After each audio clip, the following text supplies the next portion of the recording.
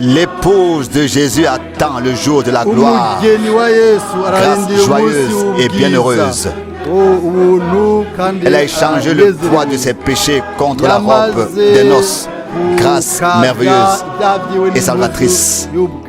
Grâce pure et lumineuse. Source merveilleuse. La grâce jaillit des meurtrissures de Jésus. Et dans ce flot de grâce de Golgotha, j'ai trouvé le salut.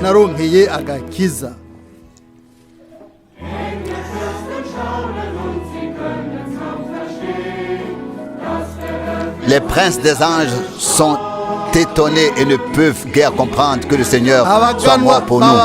Ils désirent voir ce que nul œil n'a vu, ce que son amour nous a acquis. Grâce pure et lumineuse, source merveilleuse, la grâce jaillit des meurtrissures de Jésus. Et dans ce flot de grâce de Golgotha, j'ai trouvé le salut.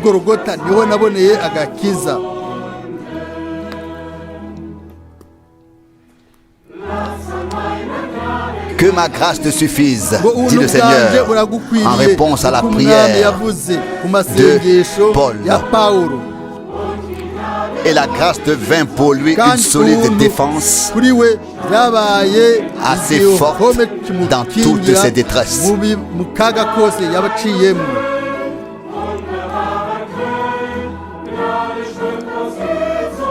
Grâce pure et lumineuse, source merveilleuse, la grâce jaillit des meurtrissures de Jésus. Et dans ce flot de grâce de Golgotha, j'ai trouvé le salut.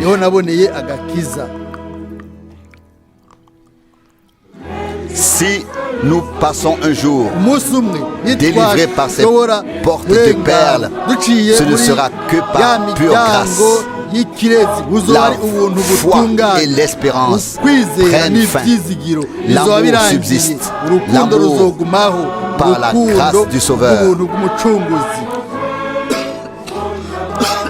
Grâce pure et lumineuse, source merveilleuse, la grâce jaillit des meurtrissures de Jésus. Et dans ce flot de grâce de Golgotha, j'ai trouvé le salut.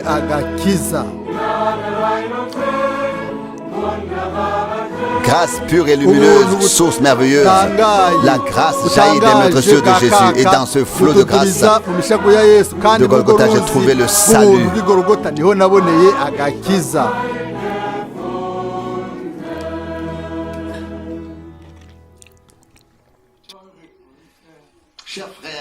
bakundwa bene data na bashiki banje mu mwami, ndabaramukije mu buryo bw'abavukanye mu izina ryera ry'igiciro ry'umwami wacu mukundwa umucunguzi Yesu Kristo. Amen, amen. Ni icyifuzo cyanjye, ni isengesho ryanje ko Imana ihezagira kino gikorane mu buryo budasanzwe, kandi ube umugisha kuri bose. Isengesho ryanje kandi riragenda gushika ku basobanuzi bose n'isi yose. Imana ibahezagire, ibahe amajambo abereye mu rurimi rwanyu. Mu by'ukuri twageze mu gihe aho dushobora kuraramura imitwe, amen, kuko turazi ko ugucungurwa kwacu kuri hafi. Twese turazi ibyo Imana yasezeranye, ibyo Imana iriko irakora uno munsi. Turazi twese ubuhanuzi bwa Bibiliya, kandi turiko turabona ugusohora k'ubuhanuzi mu isi yose, mbere n'umunsi wa mbere w'umwaka.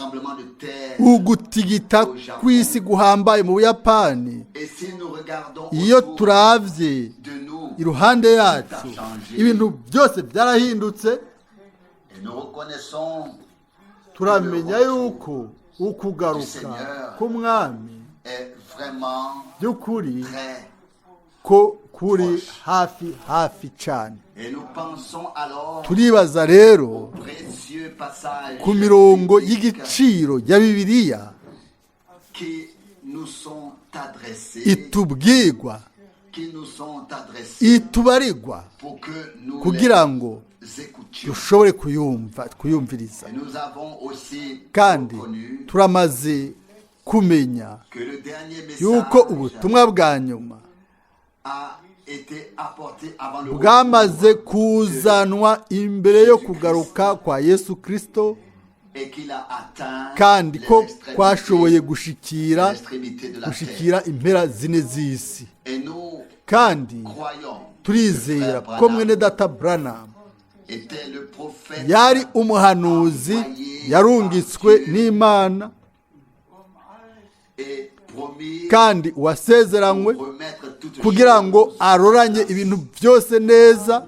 Et lorsque nous Kandi igihe dusoma dès le début guhera du mu livre ntango des y'igitabo Actes, c'ibyakozwe n'intumwa, et il s'est écrit et handitswe il ngo persévérait dans bashishikara mu nyigisho z'intumwa, mu masengesho no mu kumanyagura imitsima, fraternel. mu gusangira. Ils demeurèrent Baguma ngo ku ntango baguma. mais qu'est-ce qui a Mbega suivi dans none les années mu qui myaka ont yakwirikiye hakwirikiye suivi? Et iki? nous devons maintenant Ubu rero insister turagomba sur le fait gushimika que nous kuko avons twebwe twagarukanywe ku ntango que nous ko restons tuguma dans l'enseignement des mu apôtres. nyigisho z'intumwa, Ce n'est qu'ainsi naho honyine niho dushobora kuguma imbere y'Imana mu masengesho y'ukuri kandi no mu gusangira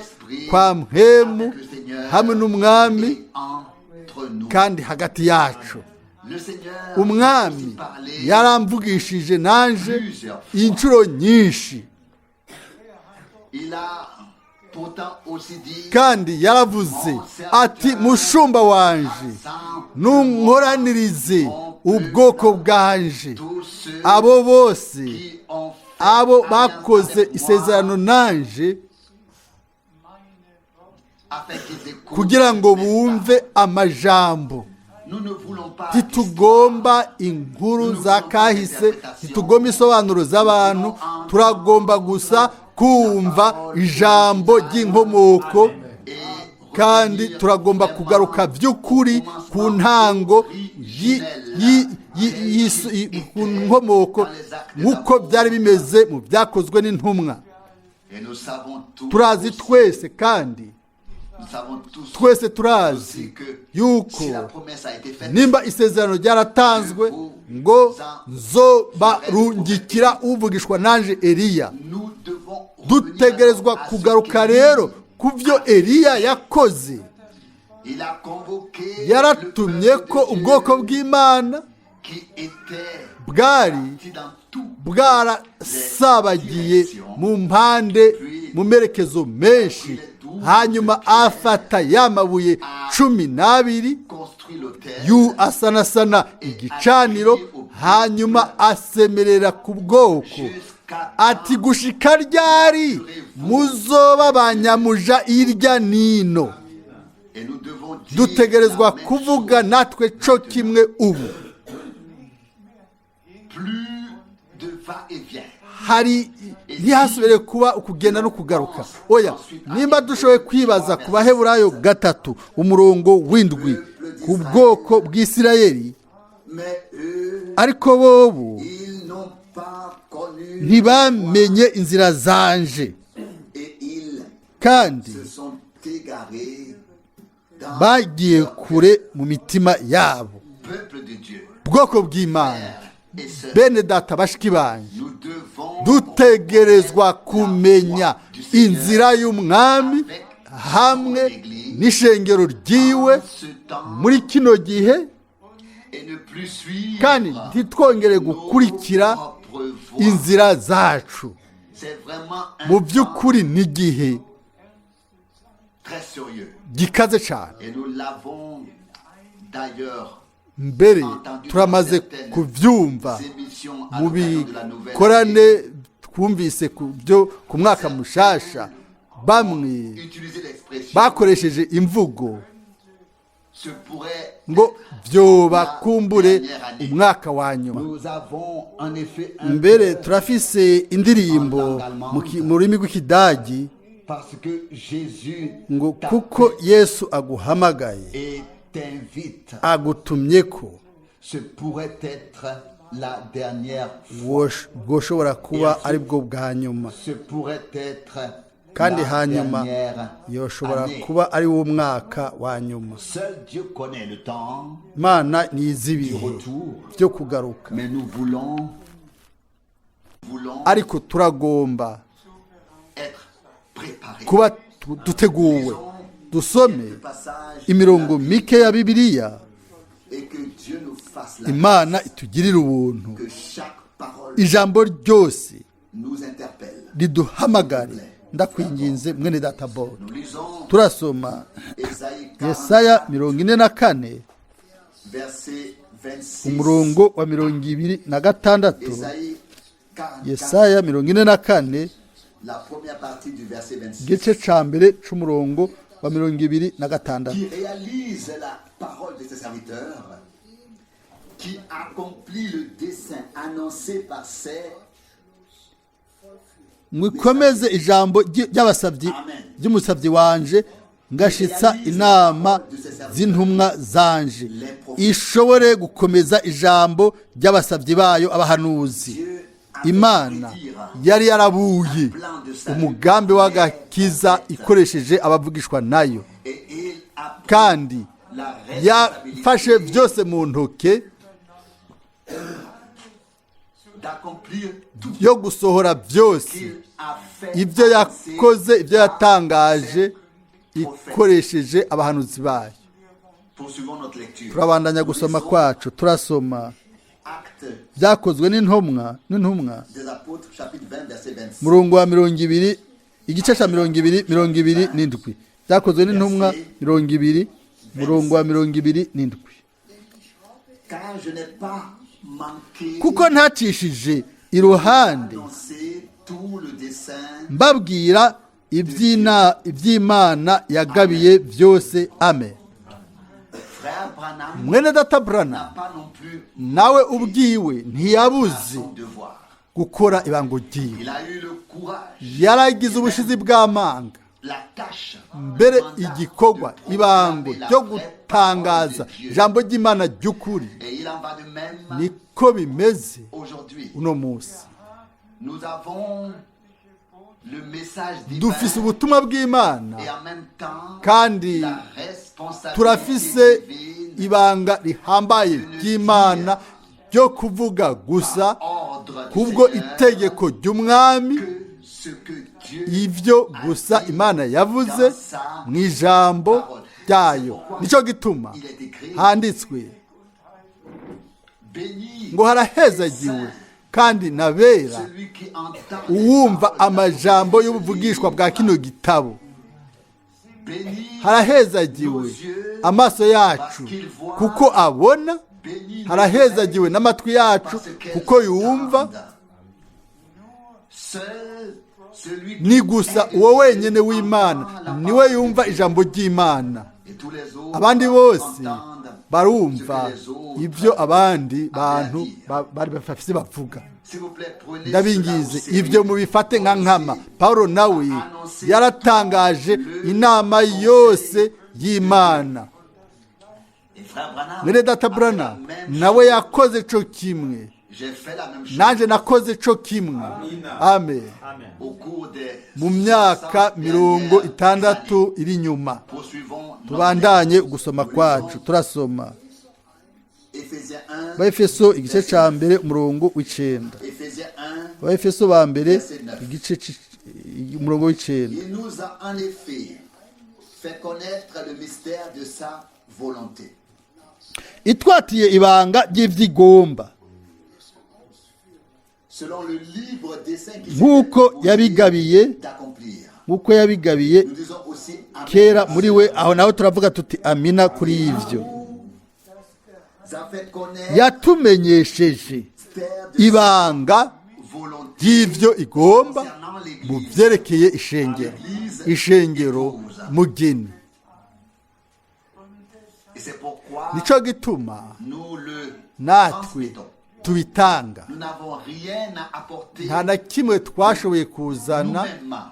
ubwacu c'iwacu, Seulement twazanye gusa ico umwami yadumenyesheje, et nous pouvons en kandi témoigner. turashobora kubishingira intahe n'umutima wose. Il nous a fait connaître yatumenyesheje ibanga ry'ivyo agomba, ivyo yari yaratangaje imbere y'ibihe bidashira, kugira ngo abitumenyeshe twebwe, et nous l'avons kandi reçu twarabyakiriye ku bw'ubuntu, et avons kandi twarashoboye transmettre. kubishikiriza abandi. Ndakwinginze, turasoma 1 Pierre Petero wa mbere igice ca mbere verset 3 murongo wa gatatu gushika ku murongo wa gatanu. Petero wa mbere igice verset 3 ca mbere umurongo wa gatatu gushika ku wa Je lis le gatanu. verset 3. Ndasoma umurongo wa gatatu.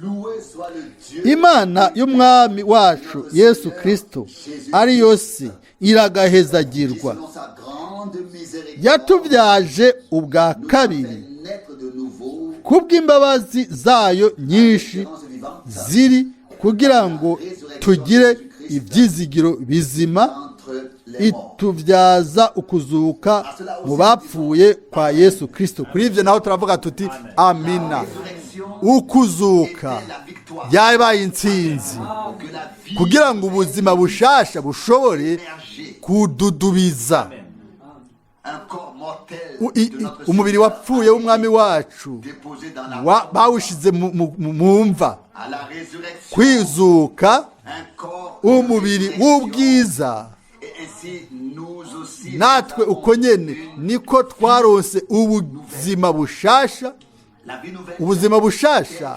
nk'uko bwagaragaye ku bw'ububasha bwo kuzuka, et ainsi nous uko natwe niko twashoboye kwakira nouvelle vie ubuzima bushasha bw'Imana ku bw'ubuntu. Nihahimbazwe, hashimwe izina ry'umwami. s'il te plaît. Ndakwinginze, turasoma umurongo wa 4 Pour un héritage ngo tuze twegukire umwandu utazobora, et non utanduye, qui est udakabirana, mwabikiwe mu ijuru. Amen. Haleluya. nous disons aussi Aho naho turavuga tuti amina kuri ivyo. nous sommes héritiers Twe de Dieu, turi abaragwa b'Imana, co-héritiers turi abaraganwa na Yesu Kristo, et tout est kandi pour nous byose twarabibikiwe mu ijuru. et nous irons Tuzojayo, de surprise en surprise mbere tuzotangazwa cyane igihe tuzobona byose ibyo Imana yateguriye twebwe. restons Tugume turi abizigirwa gushika ku mpera. Amen. Kuko gusa niwo wenyine azogumara umwizigiro wo gushika ku mpera, uwo niwe azokwambikwa igitsibo, kandi niwe azozamurwa la gloire. akajanwa mu bwiza. Ndakwinginze, turasoma Le verset 5. umurongo wa 5. Vous qui Mwebwe par la puissance abazigamwa n'ubushobozi bw'Imana kubwo kwizera, prêt à être muzigamirwa agakiza kateguwe kuzohishurwa mu gihe cy'iherezo. Amina. Aya majambo abwira neza neza twebwe atumbereye uno munsi, twe turindiriye le retour ukugaruka de Jésus. kwa Yesu Kristo.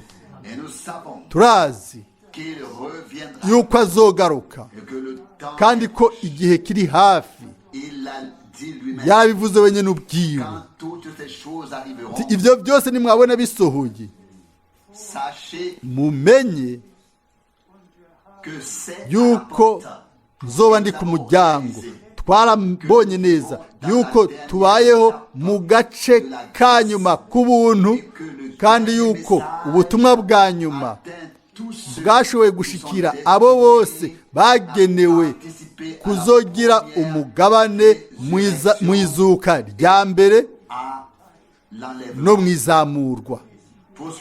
Turabandanya ugusoma kwacu, turasoma Yohana 3 murongo wa 16. Yohana 3 murongo wa 16. Kuko urukundo Imana yakunze abari mu isi,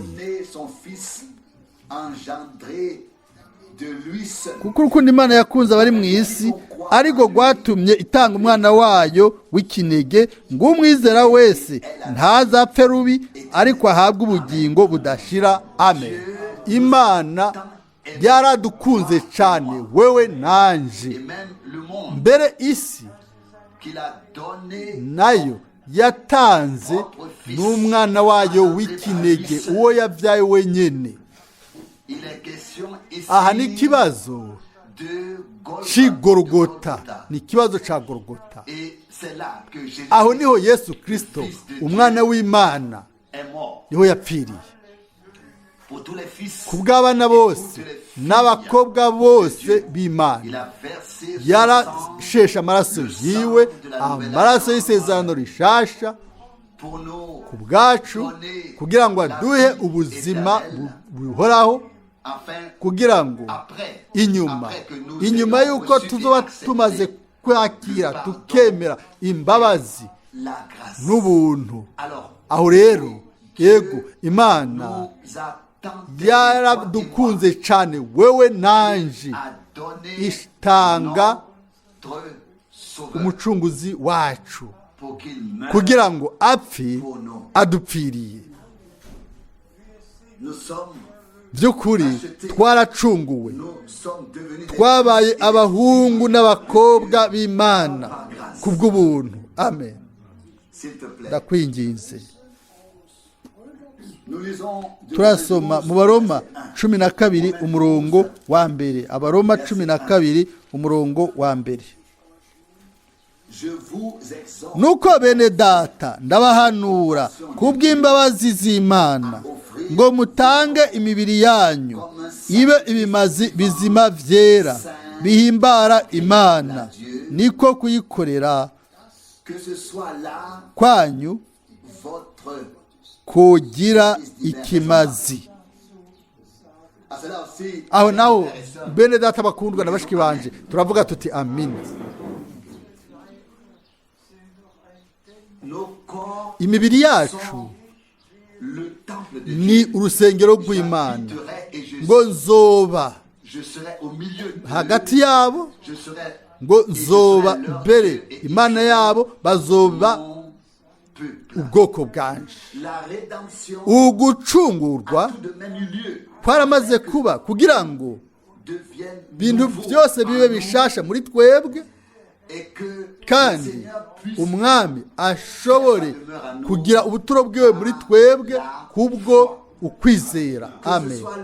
Yaba aho igikorwa cyacu niho cogira ikimazi, natwe imibiri yacu nayo tuyizihe umwami, tuyegurire umwami nk'urushengero rw'Imana.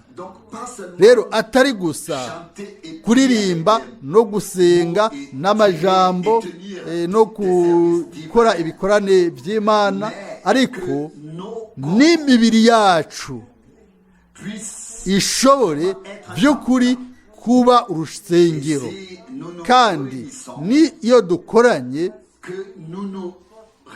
dukorane nk'abana b'Imana bakoranye. Aho rero niho ibimazi byacu byogira, niho gukorera Imana kwacu kugira ikimazi mu nyonga h'umwami. Imana iduhe twese kubw'ubuntu bwayo kubaho mu bikorane nk'ibyo by'Imana, guhera ubuyi ndakwinginze. Turasoma Abaroma 12 umurongo wa 2. Abaroma 12 umurongo wa 2. Ntimushushanywe n'ivy'iki gihe, yamara muhinduke rwose mugize imitima misha, kugira ngo mumenye neza ivy'Imana igomba, nibyo byiza bishimwa bitunganye rwose. Amen. Nihahimbazwe umwami yuko dufise urubanza rutunganye kuri kino kintu. Imana uduhe twese kumenya by'ukuri kugomba kw'Imana kwiza gutunganye rwose kuri twebwe kandi no kw'ishengero ryose, kuko ntidusenga gusa ngo ukugomba kwawe kubeho ku isi nk'uko biri mu ijuru, ariko nk'uko umwami wacu yasenze i Getsemane ngo ukugomba kwanje ntaba ariko gukoreka, ariko ukugomba kwawe ariko gukoreka. Dushobore gusenga kandi bivuye mu mutima wacu by'ukuri, n'umutima wacu by'ukuri. Mwami mukundwa, ukugomba kwawe aba ariko gukoreka mu buzima bwanje no mu buzima bw'ishengero. N'igihe aho tugomba kureka ijambo ry'Imana ryose rikatubwira, kandi tukagira uburyo imbere mu mutima, tukemera tukitegura gukora ico umwami yatubwiye cyose. Ndakwinginze. Turasoma Abaefeso 4 umurongo wa 22 na 24. Abaefeso igice ca 4 umurongo wa 22 gushika ku 24. Ndasoma umurongo wa 22.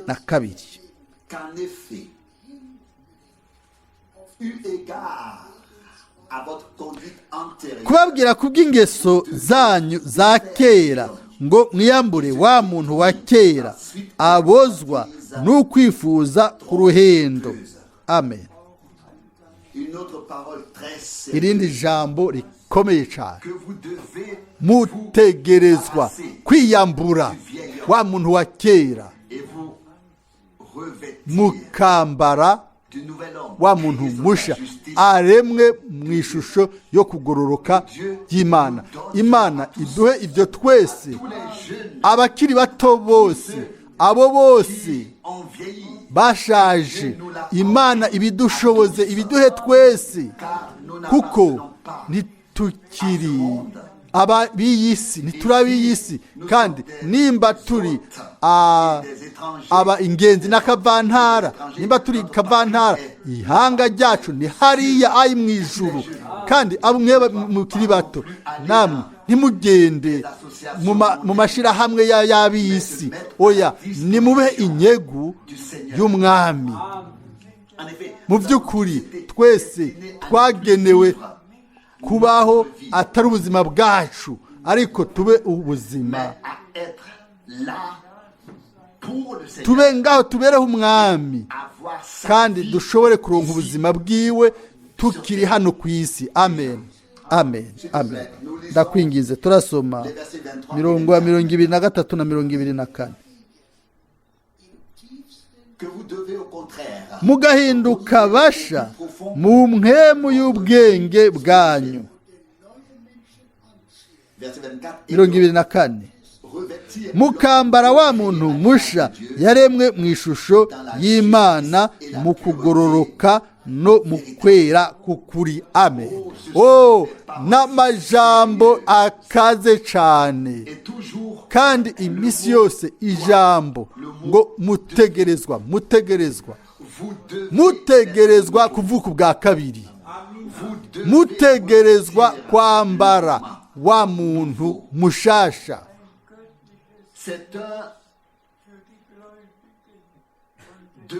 Ni itegeko ry'Imana, ni itegeko kubizera. Nico gituma dushimira umwami ko intumwa Pawulo yashoboye kuzana mu buryo budasanzwe, atari gusa inyigisho no kugabisha ku bintu bikenewe bya ngombwa, nabyo yabishizemwo mu butumwa bwiza, mu butumwa bwiza. Amen. Mutegerezwa kwiyambura wa muntu wa kera kandi mukambara wa muntu musha, yaremwe mu kugororoka kw'Imana. Aleluya. Turashimira umwami ko abidufasha, arabidufasha. Niwe arema umuntu mushasha. Dutegerezwa kwiyambura umwe wa kera. Umwami nahimbazwe, nashimwe yuko ibyo bibaho. Ndakwingize, durasoma mu Bigalatiya 5 umurongo wa 19 gushika ku 21. Abigalatiya 5 umurongo wa 19 gushika ku 21. Kandi ibikorwa by'akameremere kacu biramenyekana, nibi: ubushakanyi, ibihumanya, iby'isoni nke, gusenga ibigirwamana, uburozi, ubwansi, itonganya, ishari, uburake, ikeba, kwitandukanya ibice, igono, kuboregwa, kudandahigwa n'ibindi bene ivyo. Ivyo ndabibaburiye nk'uko nabibaburiye kera, yuko abakora ibisa bityo batazoragwa ubwami bw'Imana. N'ijambo rikaze. Hano hadondaguwe ibintu 15 biri muri wa muntu wa kera, kandi bitagomba gusangwa iwacu. Mu by'ukuri turabe mu cirore c'ijambo, kandi nitwasanga ikintu kiri muri ibi byadondaguwe, ibi twasomewe,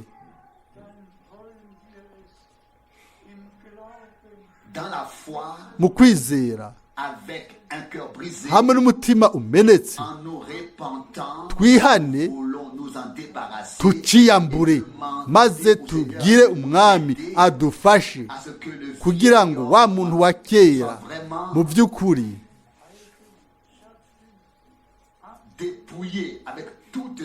tuwambure n'ibi bintu byose bimugaragaza, byose bishobore kuba bishasha kubw'ubuntu.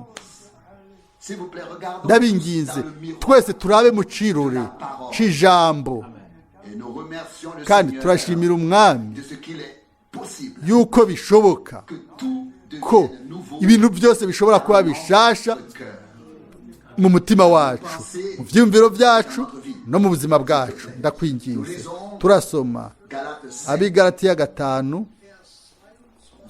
murongo wa 22 na 23. Abigalatiya 5 22 na 23. Ariko ibyo muhemu yama ni urukundo, umunezero, amahoro, ukwihangana, kugira neza, ingeso nziza, kuba umwizigirwa, ubugwaneza, ukwirinda, ukwirinda.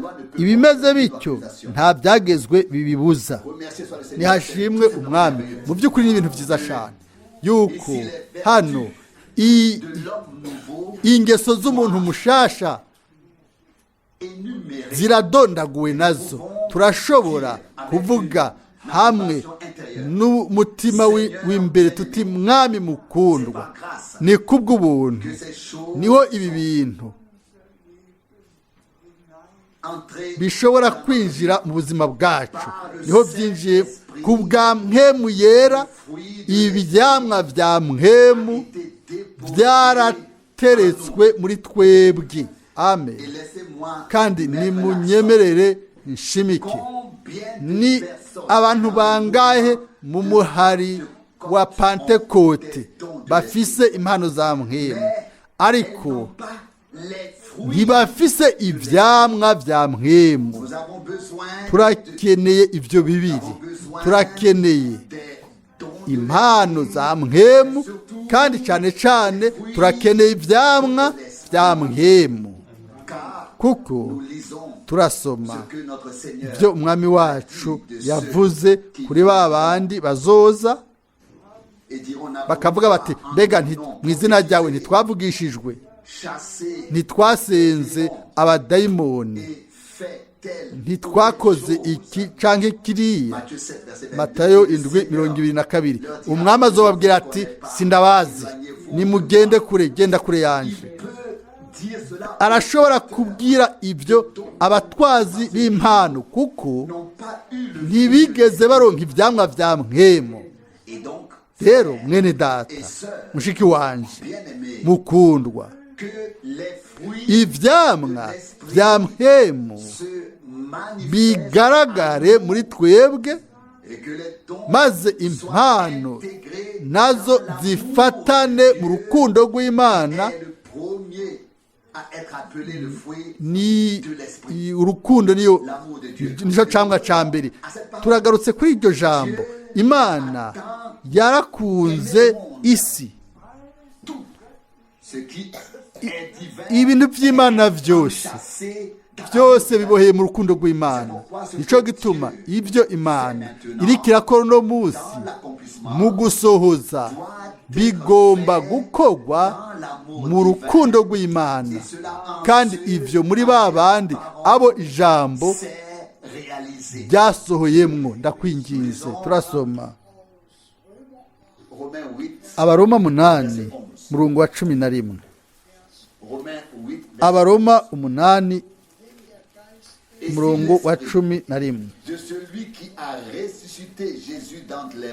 Ariko niba mpemu we wazuye Yesu mu bapfuye aba muri mwebwe, yazuye Kristo Yesu imukuye mu bapfuye, izozura n'imibiri yanyu ipfa ku bwa mpemu wayo aba muri mwebwe. Amen. Yashimwe umwami. Ku bwa mpemu wiwe aba muri mwebwe. Rero atari gusa ugusigwa, atari gusa umugisha, ariko ku bwa mpemu w'Imana aba muri mwebwe.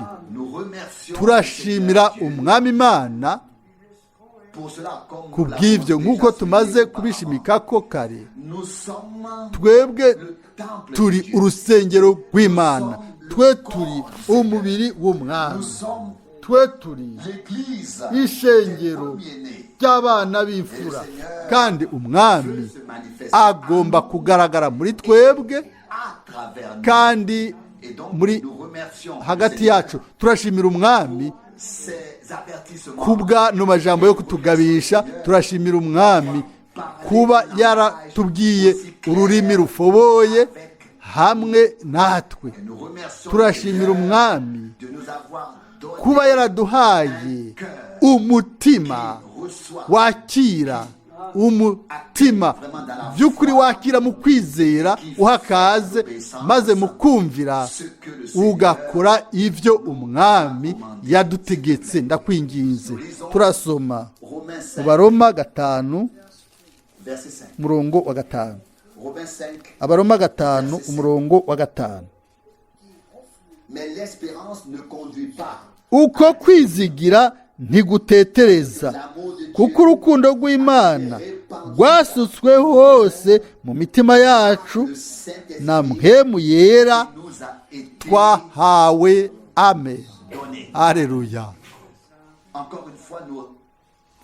Ukundi gusha turabwira turakoze Mwami, urukundo rw'Imana rwasutswe mu mitima yacu na mpwemu yera. Kubwa mpwemu yera niwe yabikoze. Nk'uko tumaze kubishikika ko si gusa impano ariko ivyamwa bya mpwemu bigomba kugaragara. Si ku mpano muzobamenyera, oya mu kuba ivyamwa. Amen. Turashimira cyane Umwami yuko imibiri yacu ipfa izohindurwa n'ububasha mbere bwa mpwemu yera, nk'uko umuntu w'imbere yamaze guhindurwa, uko niko Imana yaduhaye umutima mushasha, yaduhaye ubuzima bushasha. Nuko nyene niko izoduha umubiri mushasha kubwo ububasha bw'Imana, kubwo ububasha bwa mpwemu yera. Mbega bishobore gushika mukundwa mwene data mushiki wanje, habe ugusukwa kwa mpwemu yera k'ubushobozi bikoreke imitima yacu isesekaze. Ndabisavye mu izina rya Yesu Kristo, Imana ibikore muri twebwe kugira ngo itandukanirizo rigaragare, haleluya, hagati ya babandi babonye ubuntu imbere y'Imana n'abandi bavuga gusa, bavuga iby'ubuntu gusa.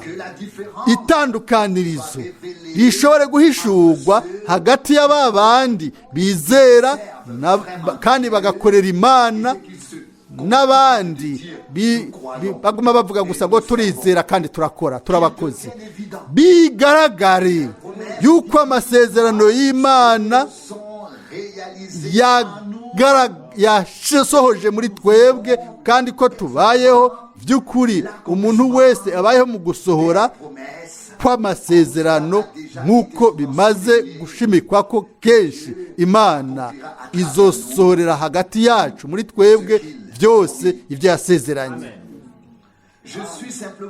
Mu by'ukuri ndumva ndengewe kubw'ukwizera kandi ndazi yuko Umwami azoheraheza igikorwa ciwe. Ndakwinginze. Turasoma kandi mu Bikorino ba mbere 15 umurongo wa 51 na 52. Abikorino ba mbere 15 umurongo wa 51 na 52. Ehe, ndabibira akabanga, ntituzosinzira twese, ariko twese tuzohindurwa mu kanya gato, mu kanya nk'uko gukubita ingohi, aho inzamba y'iherezo izovugira, kuko inzamba izovuga, abapfuye bazozurwa batagishobora kubora, natwe tuzohindurwa. Nihahimbazwe, hashimwe, hashigwe hejuru Umwami wacu.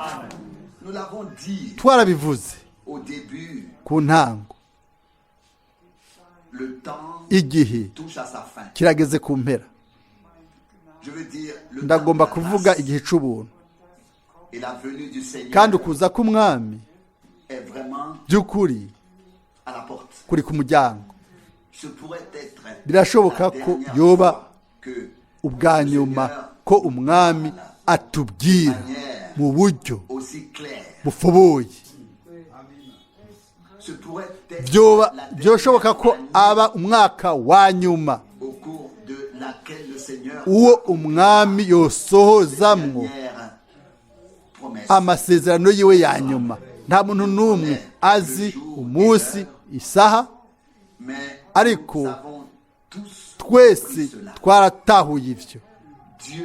Imana umwami yararungitse mwene data Branham afise ubutumwa bw'ijambo buzoba integuza yo kugaruka kwa Kristo,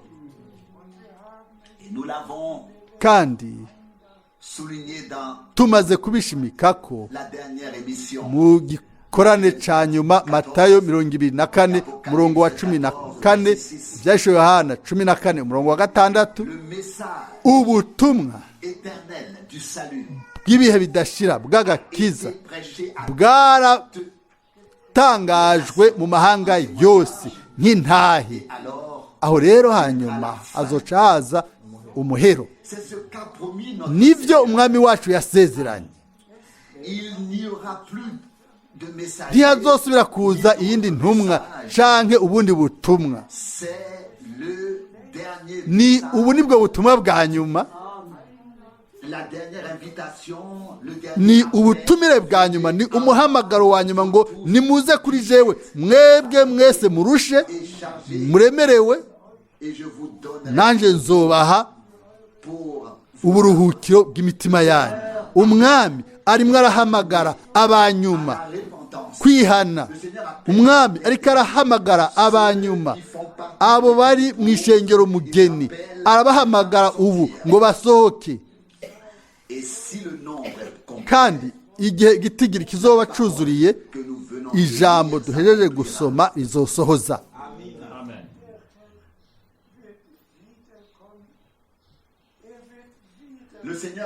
Umwami azogaruka, azoza, haleluya, kugira ngo adutahane imuhira. Abapfuye muri Kristo bazozuka ubwa mbere, abakiri bazima muri Kristo bazohindurwa, nk'uko Abitesalonika ba mbere igice ca 4 avuga, twese hamwe tuzohurira mu kirere tuje gusanganira umwami. Uno munsi n'amajambo y'Imana yanditswe, ejo kumbure azoba yamaze kuba igifadika c'Imana. Haleluya, yarasomwe cane muri no myaka 2000. Ino mirongo yose ya Bibiliya yaragiye isomwa, ariko uno munsi turabayeho igihe cyo gusohora k'ubuhanuzi bwa Bibiliya. Turashobora gushima n'umutima wacu wose tugashimira umwami kuba twaramenye ibihe by'impera z'ibihe, tukaba twarumvise ubutumwa bwa nyuma, tukaba twarabwizeye, tukaba twaragarukanywe mu nyigisho, mu bikorwa by'intumwa. Twizera nk'uko bari bizeye, tubatiza nk'uko babatije, dukora ingaburo yera nk'uko bayikora, dusenga nk'uko basenga. Twagarukanywe ku nyigisho z'intumwa, kandi uwo abigwanya ntazoshobora kuba ari hari. Ariko umwami yagomvye yuko byose abisubiza nk'uko byari bimeze, abigarure kubw'ubukozi bwa nyuma, byose asubire kubitondeka.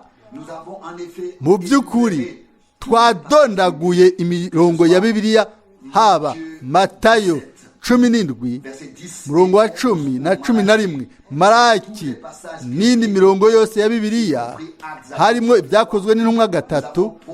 Twatangaje imirongo yose ya Bibiliya, kandi abo bose ab'Imana barizera bagira umugabane mu byo Imana iri kirakora ubu. Reka dusubire tubivuge kandi ibyo twasomye mu mirongo 2 ya mbere ya Bibiliya. Umwami watangaje umugambi wiwe akoresheje abahanuzi arimwo arasohoza iyo nama yiwe muri gihe cacu. Ni kubw'ubuntu dushobora kubona tukizera tukabaho ibyo byose.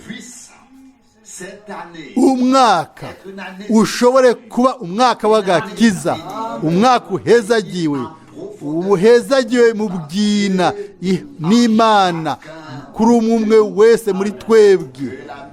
Imigisha y'Imana nyir'ububasha bwose nibe kuri abasobanuzi bose, kuri bene data bose bashitanga bagabura ibyo kurya by'impwemu, bagatangaza ijambo ryahishuwe, kandi kuri abo bose mu ndimi zose bavyumva bakavyizera kandi bakagira ubuzima bwo gutegurwa.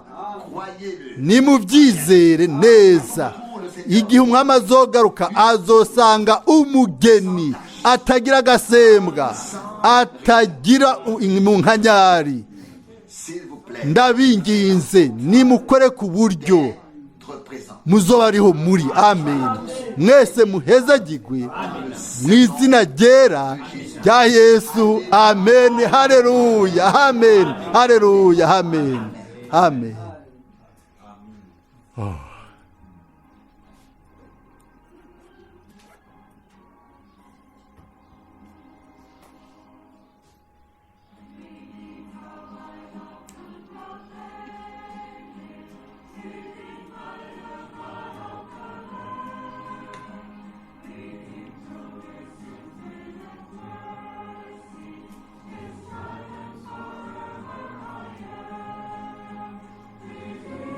Amen.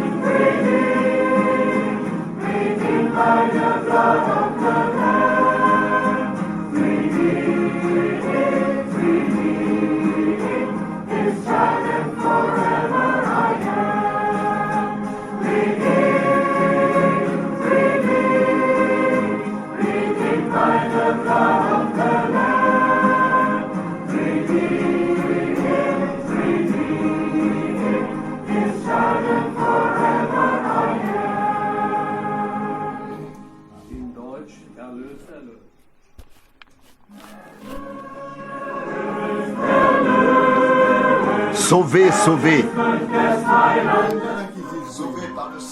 Nakijijwe n'amaraso y'umucunguzi. Narakijijwe. Naracunguwe. ese ingene merewe neza hamwe na Yesu kubw'amaraso y'umucunguzi narabohowe n'imbabazi ziwe zibihe bidashira narabohowe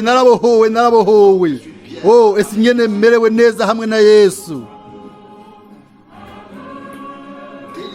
narabohowe n'amaraso y'umucunguzi narabohowe n'imbabazi ziwe zibihe bidashira narabohowe narakijijwe ese ingene merewe neza hamwe na Yesu